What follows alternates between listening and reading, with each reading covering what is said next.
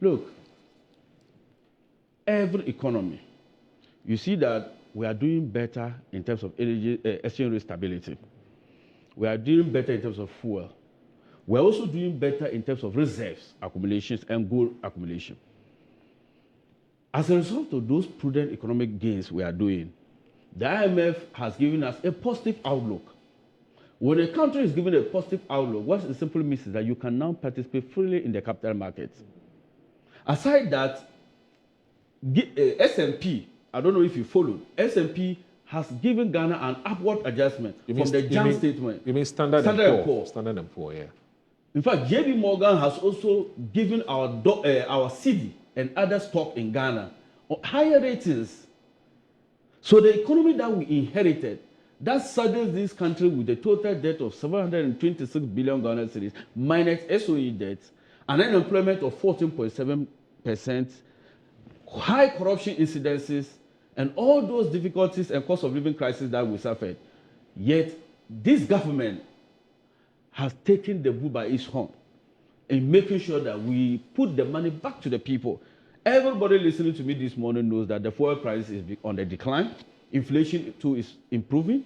Everybody watching me this morning also know that transport prices have gone down. Everybody listening to me is that universities have started receiving alerts to refund the money for students under the no-fee stress policy.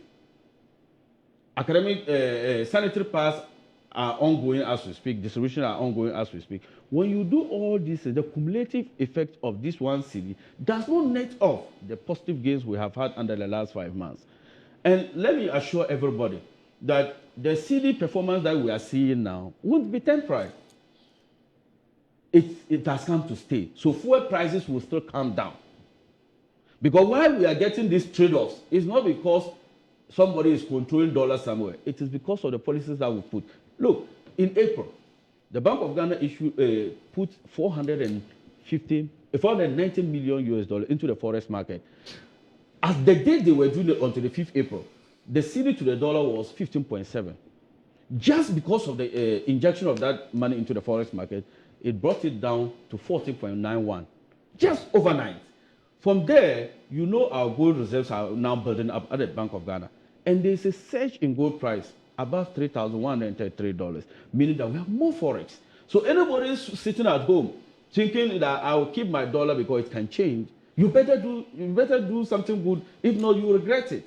So the MPP, yes, I don't blame them. Are you assuring us on the show today that what we're beginning to see with the cedi appreciation is not a blip? No, it is not. It's sustainable? It's sustainable.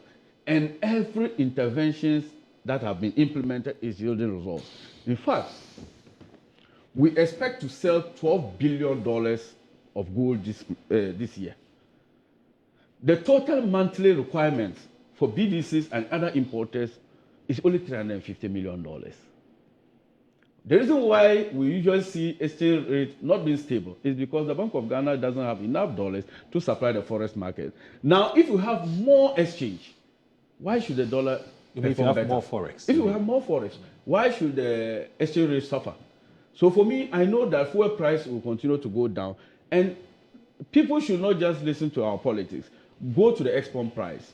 But are you also aware that the strength of the cedi is not only attributable to internal factors, there are also external factors? I know.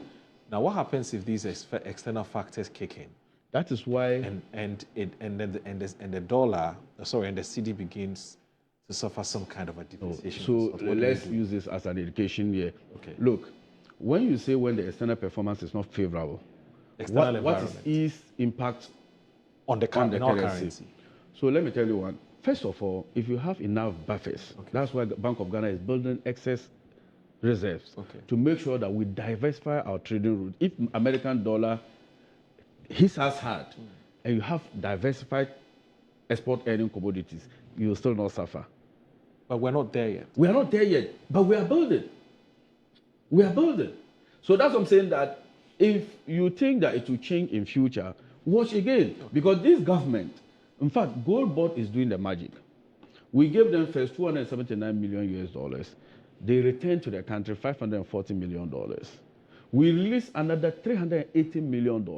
They returned $1.1 billion. We are expected to spend $12.2 billion this year in gold pitches. So if you are able to build enough buffers, irrespective of what happens in the economic front in terms of external performance, we will still not suffer. Okay, so based, you're saying that based on the economic trajectory that we are on, yes, we would have more than enough supply of dollars in the system into the forex market. And by the singular intervention, act of intervention by Gold Board alone would sort of rake in a lot of dollars, which would, to all intents and purposes, strengthen the city. Yeah. He is talking about stability of the currency. I mean, what magic wand do you possess to make the cedi stable without anchoring systems that were put in place by the previous administration? For example, when we realized in 2022 that we had issues that were triggered by global economic factors largely. Okay, we introduced the Gold for Oil program, the gold reserve. As of 2022, we only had 8 tons of gold reserve at the Bank of Ghana. We raised it to about 30 tons before we exited. How much have you added to it? So that gives you some buffer, some anchor. Then also brought in, the Gold Board. But you see, as we speak, commodity prices have been increasing. Gold prices have been soaring. Cocoa prices have been soaring. So you are getting foreign exchange receipts from these commodities.